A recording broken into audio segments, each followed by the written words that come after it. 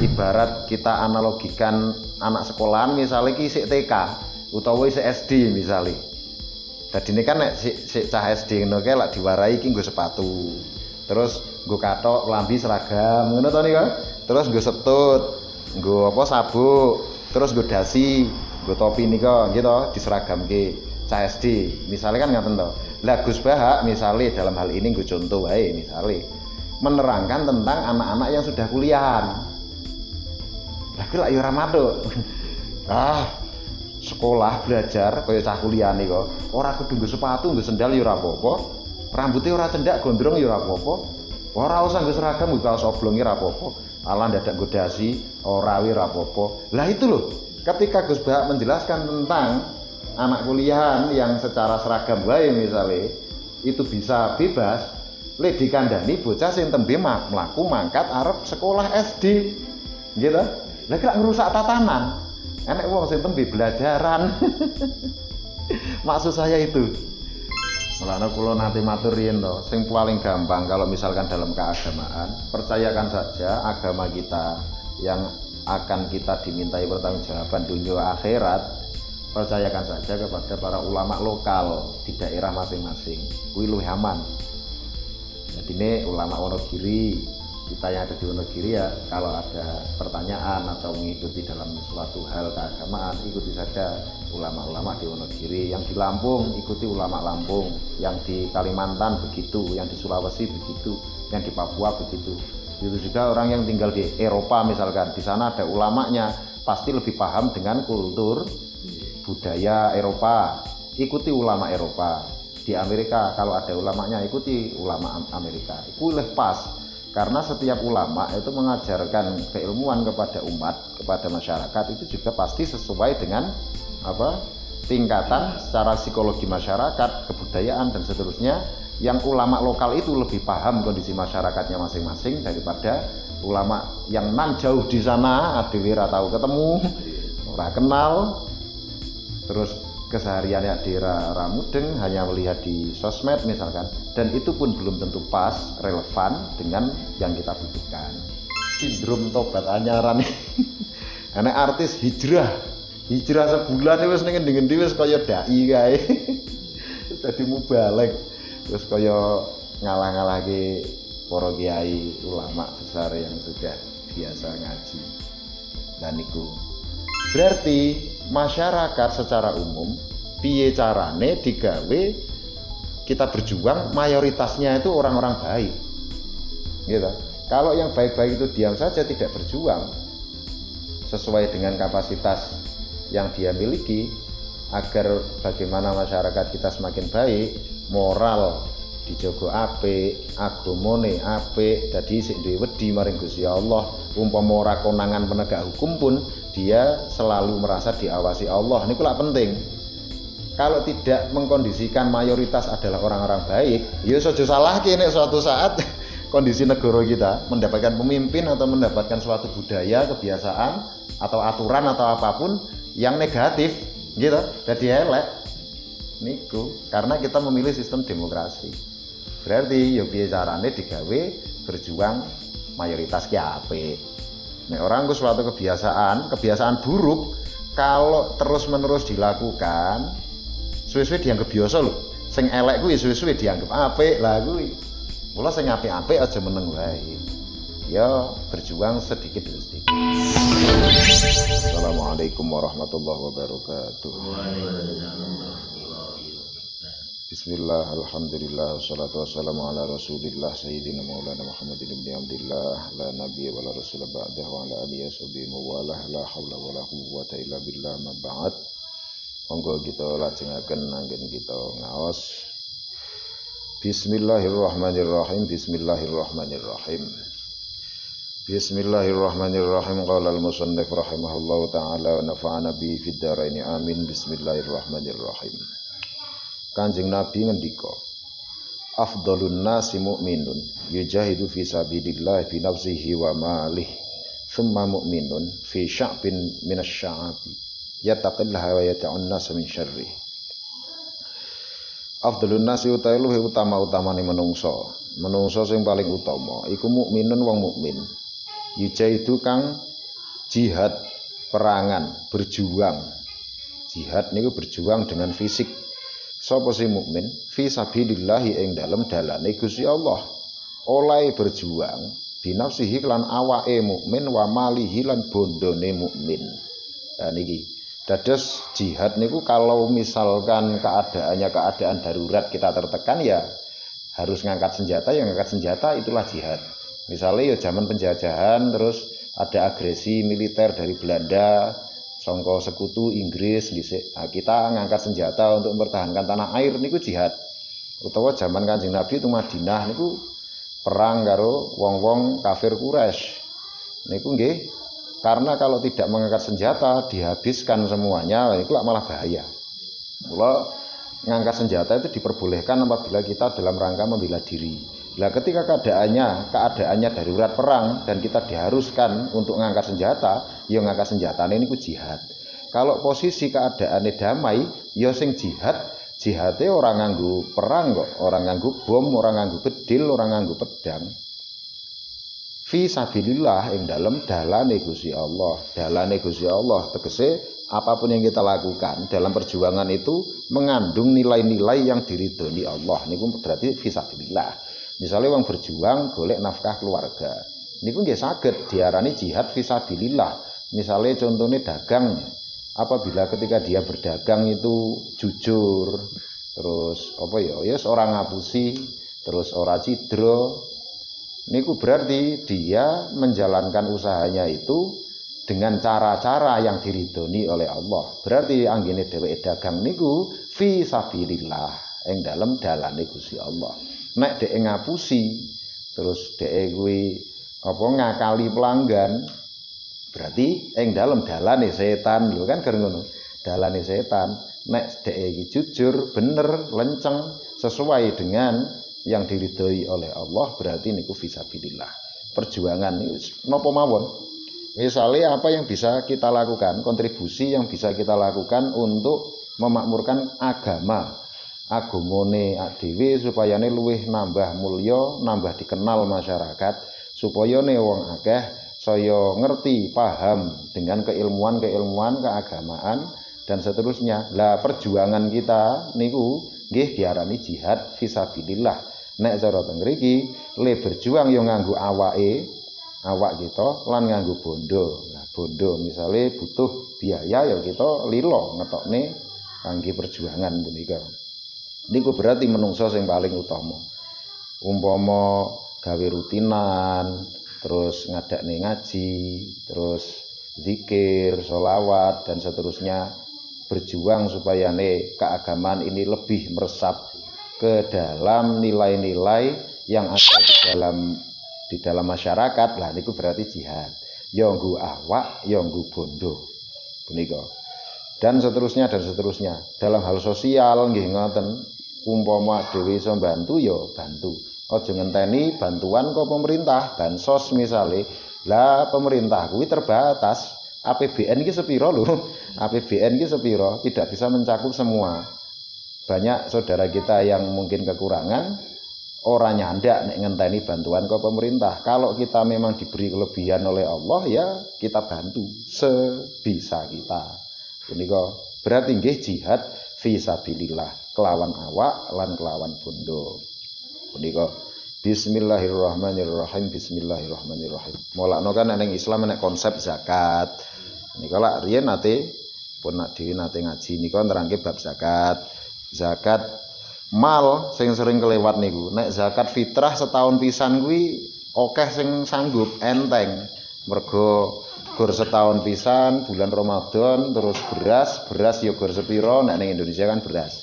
Punika akeh sing mampu, bahkan sing asline perekonomiane kurang pun ketika diajak zakat fitrah itu mereka ya punyalah kalau hanya bahan pokok berupa beras.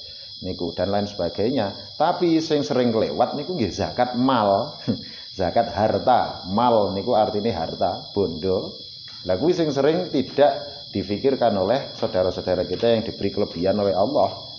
Apa dalam hal peternakan, dalam hal perniagaan, dalam hal macam-macam pertanian duit, penghasilan dan seterusnya, janjane lah ada sebagian yang harus wajib, hukumnya wajib ketika berbicara tentang zakat, berarti mengeluarkannya sedekah wajib berupa zakat itu tidak hanya semaunya, kalau mau yang memberi, kalau tidak ya tidak, niku mboten ngoten.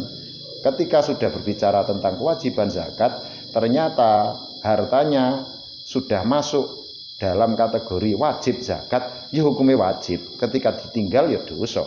Ancaman ya abot. Mergo zakat lan salat niku nek cara teng Quran niku perintahnya mesti digandeng terus. Aqimus shalah wa atuz zakah gitu.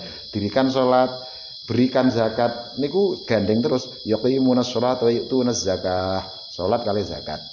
Wong salate sregep ning bondone akeh ora gelem zakat, salate ra ditampa.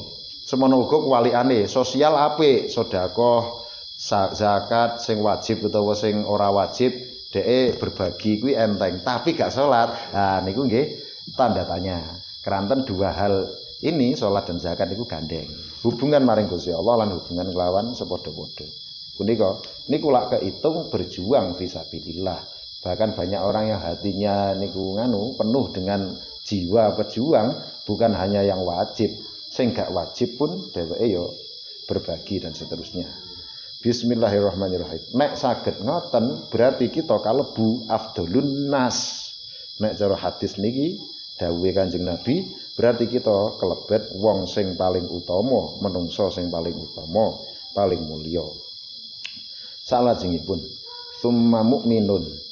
Mongko nuli sapa meneh sing luwih utama, sing paling utama di antara manusia. Pertama wau jihad fisabilillah, berjuang di jalan Allah binafsihi wa malihi, dengan diri dan hartanya, dirinya dan hartanya. Banjur sing luwih utama melih summa mukminun, mongko nuli sekarine wong mukmin, wong kang duweni iman, fi sya'bin, ing dalem perengan gunung. Perengan gunung minasyabi, yang terus ngasain piro-piro perengan, dia tinggal di pereng-perengan gunung jauh dari masyarakat misalnya, sengaja mencil di uripe. Neng alesane ngopo? Yattaqi takwa, menjaga ketakwaannya. Sapa si mukmin? Allah ing Gusti Allah, karena dia takut kepada Allah. Wa yad'u lan ninggalake sapa mukmin, meninggalkan anas sae menungso min syarrihi, saking olone si mukmin kuwi, karena dia sadar bahwa dirinya itu buruk. Sok kadang nek berbuat sesuatu mencelakakan orang lain, atau kalau berkata dia tahu lidahnya itu sering nyerempet, ora iso ngempet, ora iso nahan. Kan enek tipe wong sing kadung dadi karakter, setiap ngomong enek wae sing tersakiti. Dia menyadari itu dan dia menjaga dirinya agar keburukannya tidak mengenai orang lain. Dheweke sengaja nyingkir supaya tidak banyak berinteraksi dengan manusia, karena dia tahu bahwa dia begitu sangat susah mengendalikan diri. Setiap berinteraksi selalu aja saja yang menjadi korban, apa korban perilakune, atau korban pikirane, atau korban ucapane. Lah dengan begitu dia memilih untuk cara ning kene ya kuwi manggon ning pereng-perengan gunung, untuk menjaga ketakwaannya kepada Allah dan menghindarkan dirinya sendiri agar tidak mencelakai orang lain. Jogo awake supaya eleke dheke ora ngenani menungso liyane. Niku nggih wonten ingkang ngoten-ngoten niku. Nek niate bener niki sae.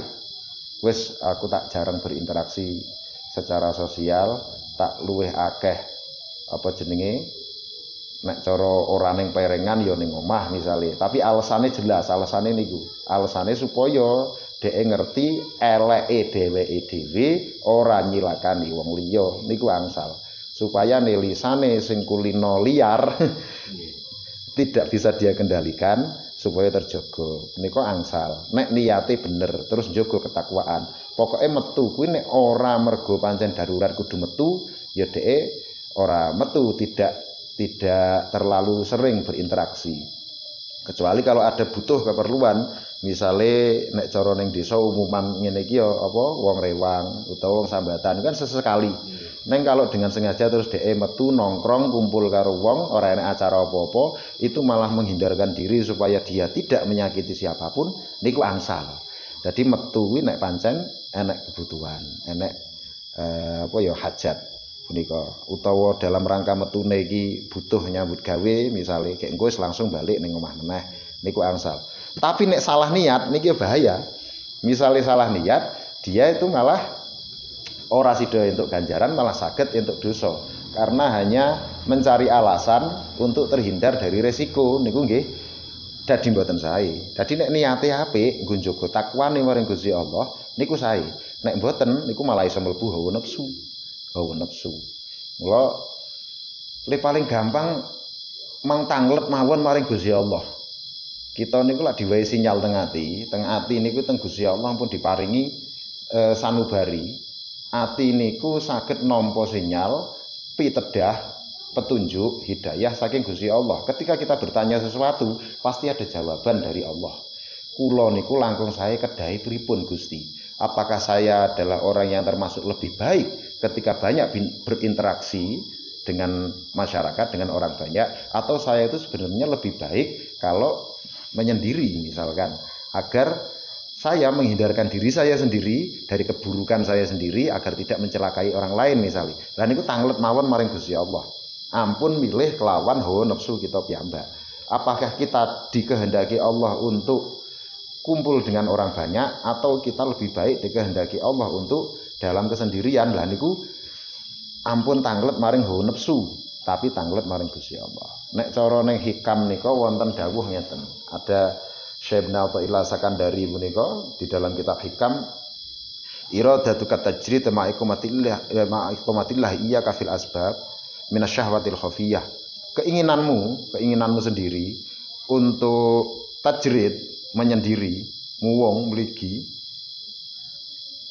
padahal Allah menempatkanmu di dalam asbab, banyak sebab dunia. Berarti sebab-sebab dunia itu yang mengharuskan kita berinteraksi dengan orang banyak. Kalau kita ingin menyendiri, aku tak ndewe wae terus ngibadah, khusus berduaan hanya dengan Allah saja misalnya.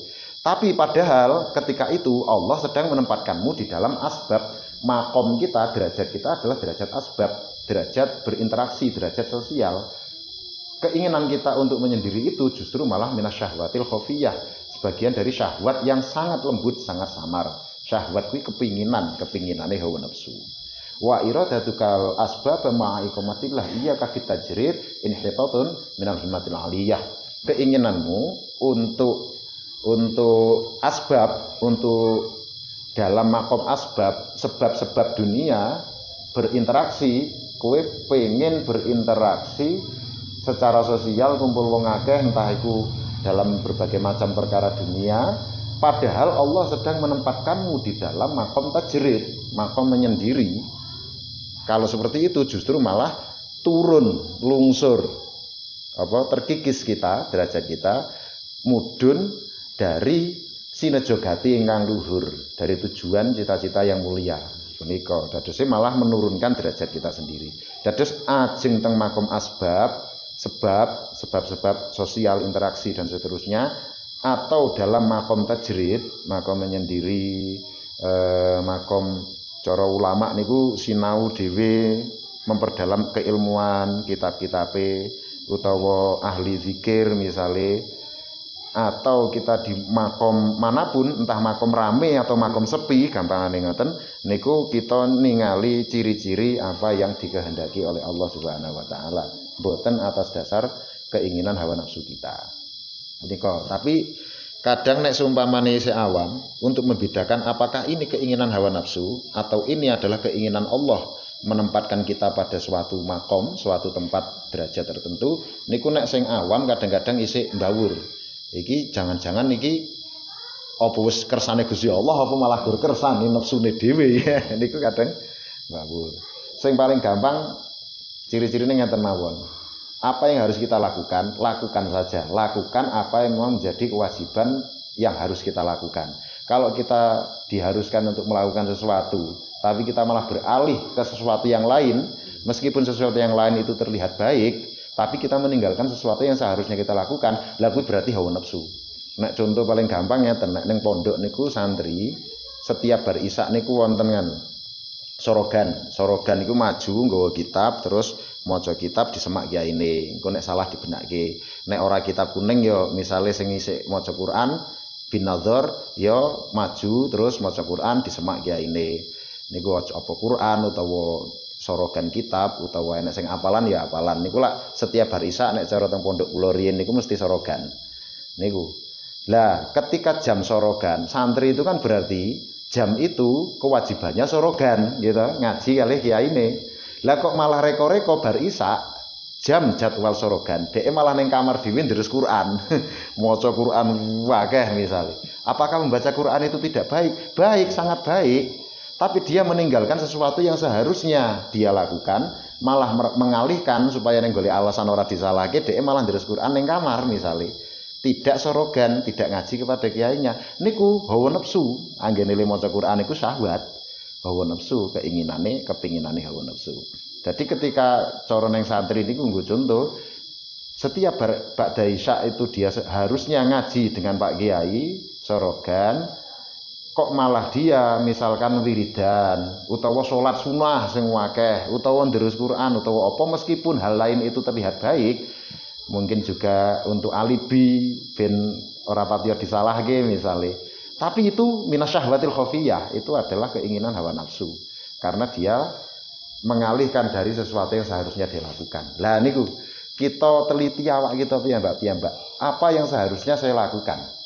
Kalau saya menghindari sesuatu yang seharusnya saya lakukan, meskipun sesuatu yang lain itu baik, tapi karena meninggalkan sesuatu yang harus dilakukan, berarti anggene nglakoni perkara liya kuwi kelebu nafsu, hawa nafsu, syahwat minasyahwatil khafiyah. Senajan ketoke apik. Misalnya dokter itu misalkan jam praktek dan yang paling harus dia lakukan adalah nunggu klinik atau rumah sakit nanti kalau ada pasien datang. Lah kok malah reko-reko dhek ninggal ke rumah sakit moro ning masjid, misalnya sholat traweh misalnya nek bulan Ramadan. Padahal yang harus dia lakukan justru profesi dokternya itu untuk menolong kesehatan masyarakat. Lah niku dheweke ninggal ke rumah sakit pada jam praktek seperti itu untuk melaksanakan sholat taraweh. Sholat taraweh niku minasyahwatil khafiyah. Berarti hawa nafsu malahan.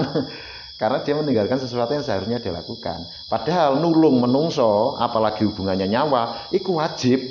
Karena profesi dokter itu tidak semua orang bisa. Dene sholat taraweh hukumnya sunnah. Nah, kalaupun dia mau melaksanakannya, yo traweh wae ning rumah sakit utawa neng klinik ya neng klinike sak wayah-wayah enek wong teko ya dilereni sik le salat tarawih misale karena itu sunnah, terus nangani pasien. Engko pasiene lunga, engko lanjutke. Kan salat tarawih itu kan boleh disambi kan oleh. Entuk 4 rakaat leren ngopo, kek engko terus ki meneh. Ngoten kan angsal. Menika dadose kalau kita meninggalkan sesuatu yang seharusnya kita lakukan untuk melakukan hal yang lain, meskipun hal yang lain itu terlihat baik, niku berarti mlebune syahwat. Menika. Lah balik teng mriki niki wau. Cara teng mriki wong mukmin dhek manggon ning perengan, ning di lereng-lereng gunung atau jauh dari masyarakat, menyendiri niku wau lah. Karena dia menjaga diri dari keburukannya sendiri agar keburukannya tidak mencelakai orang lain. Iki niate piye? Niate napa? Punika dengan ciri-ciri yang itu tadi. Apakah itu niat yang tulus benar sehingga dia menjadi manusia yang paling utama, atau justru malah itu tanpa terasa termasuk hawa nafsu minasyahwatil khafiyah. Lah niku sing ngerti atine dewi-dewi. Kita ndak iso menjustifikasi, menghakimi siapapun. Punika Bismillahirrahmanirrahim. Rawang riwayatake hadis rawahu Al-Bukhari. Riwayatake hadis sapa Al-Bukhari, Imam Bukhari. Dipun riwayataken dening Imam Bukhari an Abi Sa'id bin Jinarata sang sahabat Abu Sa'id. Punika semono sik wae dhisik. Sithik-sithik muga-muga saged napa nggih kecantol, nangkep, dipahami, saged dipun amalaken, dipun praktekne kanthi sae. Berkolah pitulungan nggih ngersedhereng Gusti Allah Subhanahu wa taala. Wallahu a'lam bishawab. Al-Fatihah. A'udzu billahi minasyaitonir rajim. Alhamdulillahirabbil alamin. Iyyaka na'budu.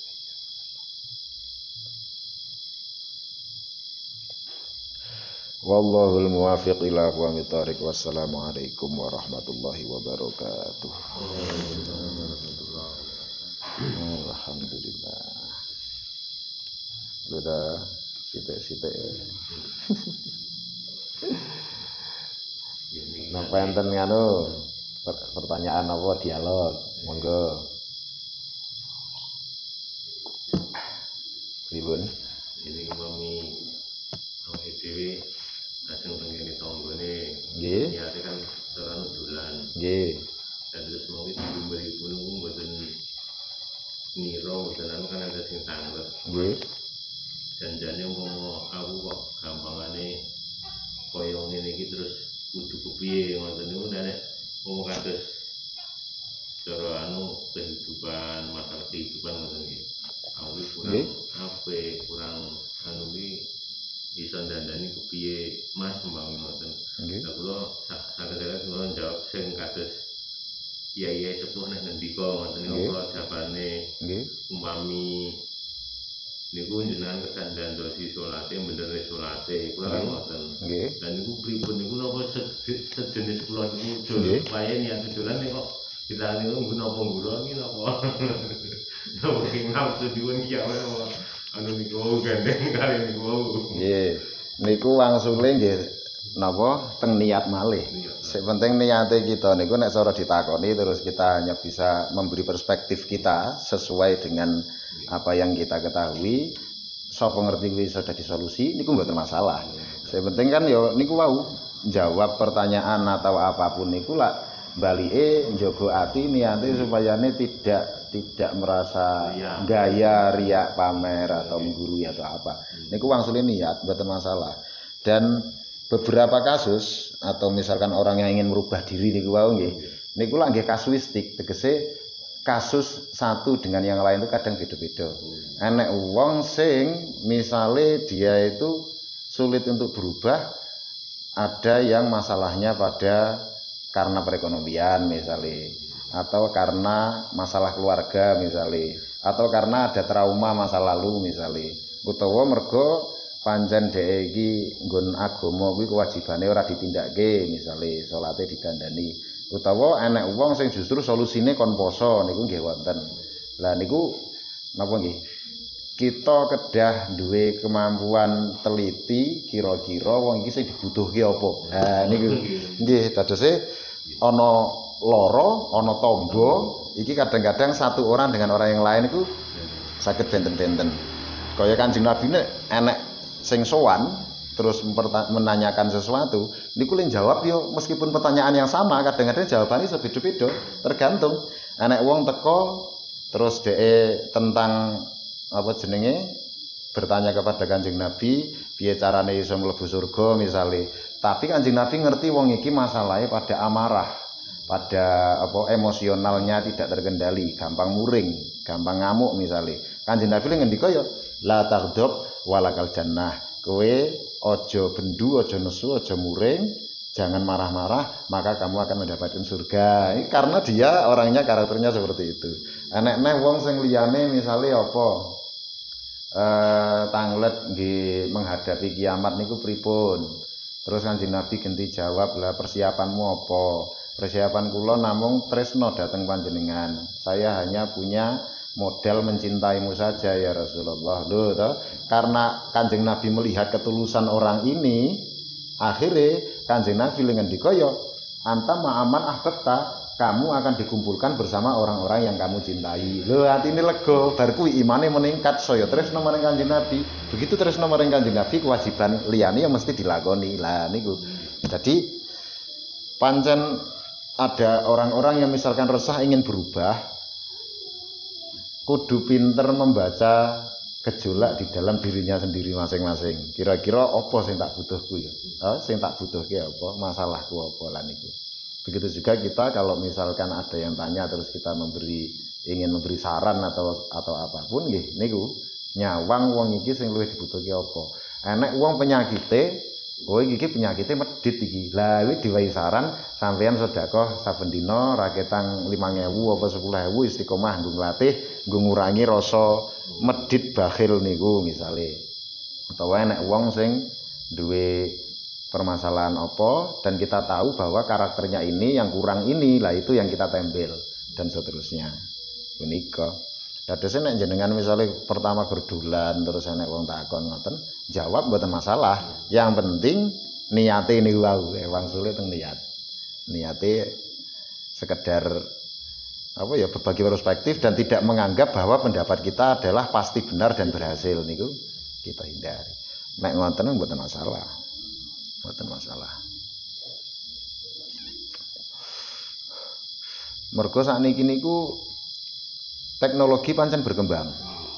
Tapi pengaruhnya teng psikologi, teng pikiran, itu malah wong akeh gampang trauma, gampang stres ya. Gampang apa jenenge? Apa istilahnya, depresi, ya stres yang lebih tingkatannya lebih berat kan ya depresi. Lah repotnya yang marai sing jelas niku kan kadang-kadang kan umpami lewat sosmed anu kan kadang-kadang kontennya niku iki ngene ngono dadi pilihan niku. Nggih. Dan yang tidak banyak disadari oleh orang-orang yang melihat sosmed, sosial media apapun itu, yang mereka tidak sadari kadang-kadang, misalkan ada quote atau kata bijak, kata mutiara, itu tidak selalu relevan, cocok bagi semua orang. Niku benten-benten. Ibarat itu adalah obat, obat itu tergantung yang sakit itu sakit apa.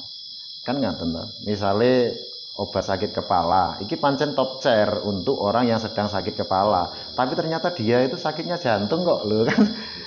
Beda solusi to niku. Lah quote, kata bijak, kata mutiara atau bahkan keilmuan, penjelasan tertentu, misalkan enek wong sing seneng ngrungokke ceramah utawa ngrungokne ngajine sapa, misale ngoten. Itu harus bisa menempatkan sebagai obat lho. Obat itu obat apa? Dan kita, hawa nafsu kita, itu sakitnya, ibarat didiagnosa penyakit, itu sakit apa? Obat kuwi cocok ora? Nganggo penyakit kuwi iki ya. Nek ora langsung kabeh dielek, diuntal ya waduh. Kuwi. Nggih.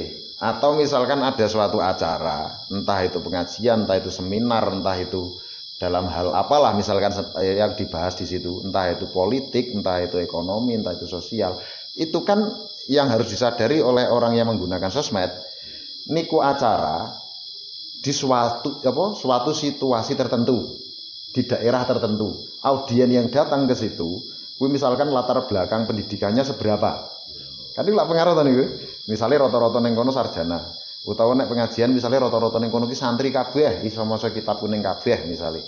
Atau daerah itu secara geografis perdesaan atau perkotaan. Itu kan beda ketika narasumber berbicara terus menjelaskan sesuatu, audien ini kan pasti narasumber ini akan menyesuaikan agar yang mudah diterima oleh audien sesuai dengan tingkatan latar belakang yang mereka miliki. Kan ngaten to. Misalnya wong perkotaan terus ning kono wis sarjana kabeh misalnya. Secara akademis dhek oke sing istilah-istilah ki paham, permasalahan dan seterusnya niku pun beres. Terus dia menjelaskan sesuatu, entah itu tentang politik atau ekonomi, ya wong sing ning kono nyandak kabeh. Dirungokne wong sing ning desa. Sing gur melu-melu. Ayo kuwi kontraproduksi. Apa jenenge? Kontraproduktif, tidak menjadi manfaat malah iso madharat. Terus yang mendengarkan itu seakan-akan misalkan di situ adalah pembahasan politik, dia sudah merasa sebagai ahli politik. Nah, itu juga tidak seperti itu. Mergo ora relevan, tidak relevan. Atau dalam keagamaan hanya melihat seperti itu terus dia merasa sebagai ahli agama, itu juga tidak relevan. Dan seterusnya akeh niku. Pokoknya sosmed tempatkan sebagai kalau dikatakan obat ya obat, tapi kita bisa melihat dhewe duwe penyakit apa. Aja gampang langsung dilek. Nek orang malah iso dadi racun nih. Bahaya. Misale sing paling sering kula contoni ngeten.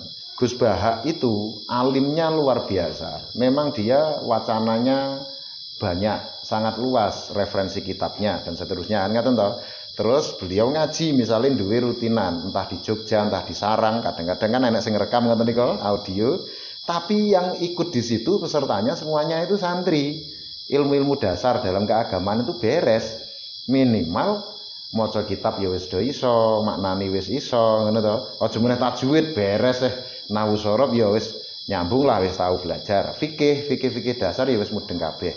Ketika didengarkan oleh orang yang nol keagamaan atau masih awam lah, sangat sedikit sekali, terbatas, kuwi iso dadi kontraproduktif lho.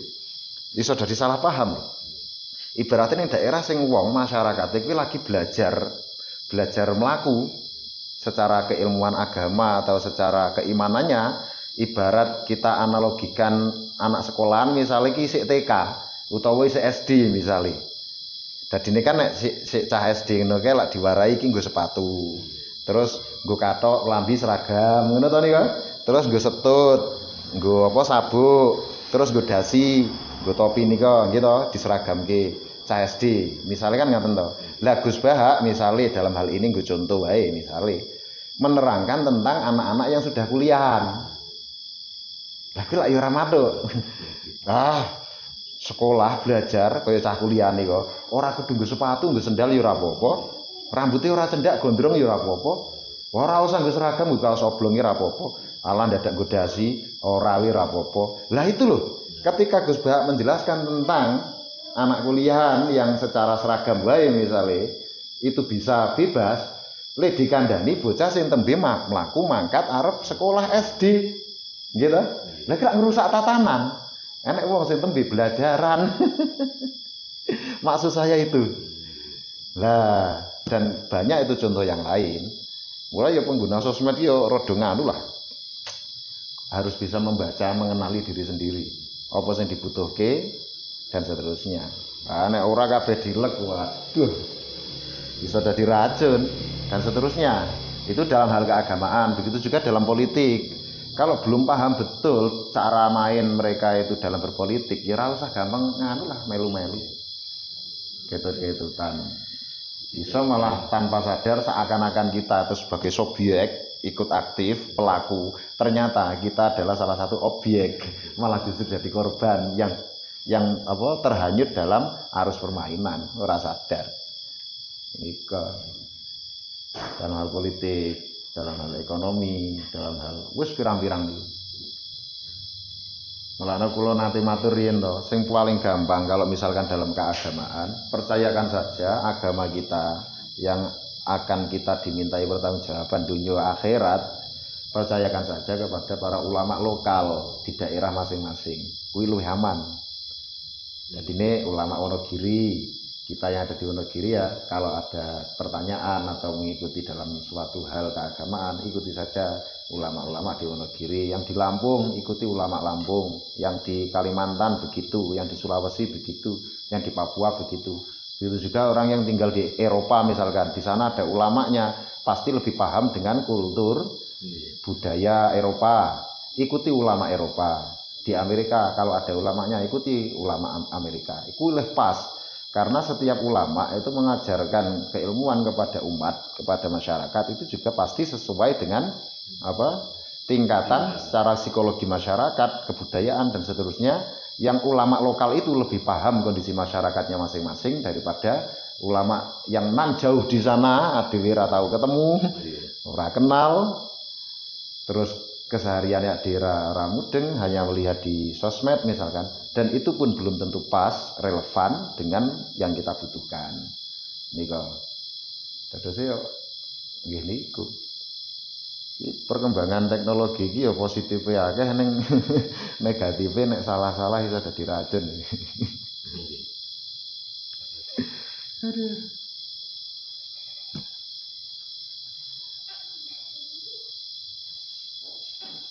Neng yo paling penting penyakitnya sing paling sering kuwi penyakit tobat anyaran, terus dia punya mendapat sindrom apa ya ibaratnya kuwi mengetahui sesuatu yang baru, terus kesusu pengen segera menyebarkan ke sebanyak-banyaknya orang.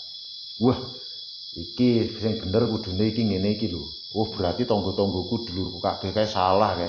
Terus dia pengen berusaha mempengaruhi apa jenenge nyalahke, terus pengen benake sing dianggap salah karena dia mendapat pengetahuan baru. Wah niku yo masalah. Dia sebenarnya juga belum ahli terus urung ngerti tenan bahwa yang diyakini sebagai kebenaran itu apakah sudah benar-benar benar atau jangan-jangan hanya karena sebatas segitu saja pengetahuannya, mergo sing dingerteni sing disemak misalnya ya gur kuwi terus menganggap itu kebenaran satu-satunya, itu ya masalah. Kesusu pengen minter ke wong, kesusu pengen benak ke wong. Kangge kula malah kurang efektif seperti itu. Sing pertama dandan awake dhewe perdalam untuk diri kita sendiri, terus kita berkaca, aku ahli ning kono apa ora. Nek pancen udu ahline, ya sudah kita bisa untuk berbagi diri sendiri, tapi kalau untuk menyebarkan ke halayak umum, ku ya konsultasi kepada ahlinya. Karena sudah ada orang yang menekuni di bidang itu dengan lebih intens kan ngono to. Apakah itu dalam hal keagamaan atau dalam hal yang lain ya ngoten. Ibaratnya dhewe iso dandan motor iso-isoan. Dandan motor iso-isoan. Jadi ora tahu ngerti tentang ilmu mesin. Cara motor sepeda motor kuwi ngertine kayane apa busine iki sing masalah, aku tahu ngertike busine kae diosok-osok terus diganti utawa nek ora diganti iki garing iso urip atau apa misalkan gue ngerti-ngertian. Itu kalau untuk motornya sendiri gak masalah. Misalnya kok dadi ora dadi ya sing rugi awake dhewe kan karena dia bukan ahli. Neng nek ngertine gue ngerti-ngertian kok wani buka bengkel. Nah, gue masalah. Iso motore wong sak kecamatan dadi brodol rusak kabeh. Niku karena kita hanya taunya tahu-tahuan, bukan ahlinya ya kuwi. Ibarat wong iso dandan motor ya kuwi nek nggo motore dhewe ra apa-apa. Tapi nek arep misale kaya kuwi mau ngandan-ngandani pengen benerke wong, pengen marahi, pengen apa, lho kita bukan ahlinya, kita bisa salah kejadian lho, salah kedaden. Kalau kita ingin buka bengkel, ya kita belajar bener tentang mesin. Misalnya melu maring wong sing wis profesional tentang permesinan, dhek duwe bengkel gede terus enek to misale kaya apa KKN, kuliah kerja nyata, nek cara cah anu kae. Sekolahan kae. Terus melu ning kono ngasih sekian bulan atau sekian tahun, terus takon diwarai. Itu kan sudah ada proses belajar secara intens permesinan. Atau sekolah secara formal, misalnya masuk ke teknis mesin atau apa, sekolah tenanan, dia ahli, bener-bener tahu komponen mesin. Songko dibongkar, terus ngerakit meneh iki iso bener permasalahan itu. Lah itu nanti kalau dia sudah belajar beneran seperti itu kepada orang yang ahli itu, langkung buka bengkel dhewe wis iso. Aman lah ngoten to. Ibaratnya wong tobat anyaran terus dhek kuwi ngerti-ngertian, ya nggo dandan motore dhewe ra apa-apa. Tapi kalau dia ingin membenarkan orang atau ibaratnya buka bengkel kayak mau nek misalnya mesin, yo sinau tenanan, moro ning para kiai atau para ulama atau siapa yang ahli terus nek cara ngono ya mondok ning kono ngaji tenanan sinau bimbingane guru, mulane guru niku penting lah niku. Sampai dia ahli profesional diizinkan oleh gurunya, ya kowe ra apa-apa mulang ning kono. Lah itu baru. Mulane santri kuwi biasane rawani mulang nek ora diizini kiyaine. Karena kiainya para ulama itu yang lebih tahu sepiro kapasitas kita. Iki wis iso mulang kok urung dan seterusnya. Niku. Nek ora yo kuwi sindrom tobat anyaran. Ana artis hijrah sebulan wis ning ngendi-endi wis kaya dai kae. Wis dadi mubalek. Wis kaya ngalah-ngalahke para kiai ulama besar yang sudah biasa ngaji. Dan niku kula niku bahkan riyen teng pondok ajeng marai terbangan lho, hadroh. Duk-tek-tek duduk-duduk ngoten to. Duk-tek-tek. Hanya permainan to itu. Go ngiringi solawatan supaya nek wong solawatan orang ngantuk diiringi enek hadroh terbangan itu. Kula niku gur ajeng mulang hadroh, mulang terbangan. Kula disuwun kalih apa rencang enek sederek ning Klaten. Kula lak ing Cangkringan niku mawon kula sowan Pak Yai, izin sowan terus kula diken nglatih terbangan solawatan teng mriku. Angsal kula budal. Nek gak oleh aku ya ora mangkat. Lah niku bahkan hanya sesederhana itu pun izin riyen. Keranten sapa ngerti santri itu karena pengalamannya kalah jauh dengan para kiai, para ulama yang mereka sudah profesional di bidang itu, salah kedaden dikira niku nglakoni apik, ternyata hawa nafsu, ternyata minasyahwatil khafiyah. Ternyata malah marak dosa dan sebagainya. Malah jadi sumber keangkuhan dan seterusnya. Niku. Contoh sederhananya itu.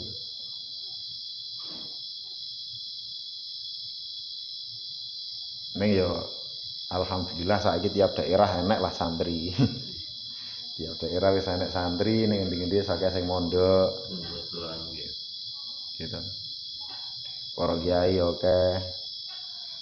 Gur gari gelem ora ngono tok. Mengambil kemanfaatan sebanyak-banyaknya mumpung isih do enek. Nggih ngoten tidak dongeng. Nek wis do ora enek engko was. Dan jangan lupa kula baleni napa bulan baleni riyen nate ngobrol nika to. Negara kita ini memilih sistem demokrasi. Demokrasi itu kita mengambil cara dengan voting, pemilihan umum toh, one man one vote. Satu orang satu suara. Gitu. Lah, itu kan berarti bagaimana kualitas negara kita ke depan ditentukan oleh mayoritas suara. Nek cara pemilu lah suara pemenang piro niku 50% plus 1 nggih. Berarti kan yang lebih banyak memilih itu dan seterusnya. Begitu juga dalam perumusan undang-undang kan lah yo nentukne DPR. DPR iku lah yo nek mayoritas setuju suatu undang-undang bisa lolos, nek mayoritas tidak setuju ya undang-undang itu tidak lolos kan ngoten to. Balik meneh ning suara mayoritas. Iki berarti masyarakat secara umum piye carane digawe kita berjuang mayoritasnya itu orang-orang baik. Gitu. Kalau yang baik-baik itu diam saja tidak berjuang sesuai dengan kapasitas yang dia miliki agar bagaimana masyarakat kita semakin baik, moral dijogo apik, agamane apik, dadi sik duwe wedi maring Gusti Allah, umpama ora konangan penegak hukum pun dia selalu merasa diawasi Allah. Niku lak penting. Kalau tidak mengkondisikan mayoritas adalah orang-orang baik, ya saja salahke nek suatu saat kondisi negara kita mendapatkan pemimpin atau mendapatkan suatu budaya, kebiasaan atau aturan atau apapun yang negatif gitu, jadi elek niku karena kita memilih sistem demokrasi. Berarti ya piye carane digawe berjuang mayoritas ki apik. Nek orang ku suatu kebiasaan buruk kalau terus-menerus dilakukan suwe-suwe dianggap biasa lho. Sing elek kuwi suwe-suwe dianggap apik. Lah kuwi mula sing apik-apik aja meneng wae. Ya berjuang sedikit demi sedikit. Sesuai kapasitas, maksudnya tidak harus dia mengajar atau ceramah atau apa. Ya nek kapasitasnya dhek iki punya kekuatan berupa harta, ya gunakan harta itu untuk mendukung kegiatan-kegiatan yang positif. Kalau dia punya tenaga, ya dengan tenaganya. Kalau dia misalkan pejabat atau aparat atau seseorang yang ditokohkan, ya gunakan ketokohannya gue inggu berjuang kan ngoten toh. Kalau dia ulama, ya gunakan keilmuannya dan seterusnya. Niku, pokoknya sesuai dengan kapasitasnya ya berusaha piye carane supaya mayoritas kita tetap apik. Nek ora ya nek mayoritas ki elek ya negara kita demokrasi loh, hati-hati. Kita memilih wakil kita DPR, kalau yang kita pilih itu mereka itu bukan orang-orang yang baik, hanya menggunakan jabatannya untuk kepentingannya masing-masing, wah itu ya bahaya. Engko undang-undang yang mereka loloskan, mayoritas mereka memilih untuk meloloskan undang-undang yang hanya menguntungkan segelintir elit, ya ku ya bahaya. Rakyatnya sengsara. Apalagi pimpinan yang lebih tinggi.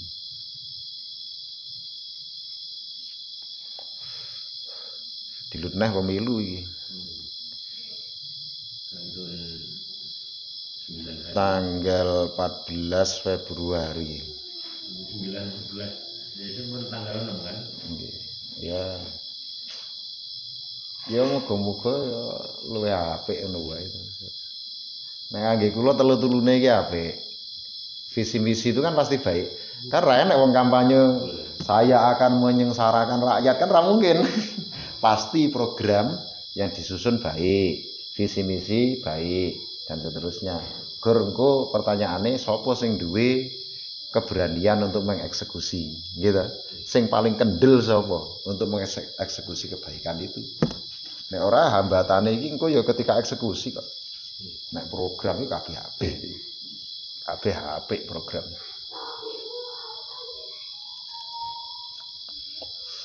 Ya semoga-moga apik lancar ya ora enek masalah. Ki garingku sak puteran apa rong puteran ya ora ngerti. Nek sak puteran bar kuwi beres, nek rong puteran ya berarti nunggu sak proses meneh. Nambah anu ya berarti. Anggarane danane piro to sekali pemilu iki? Ya triliunan to. Oke juga jane.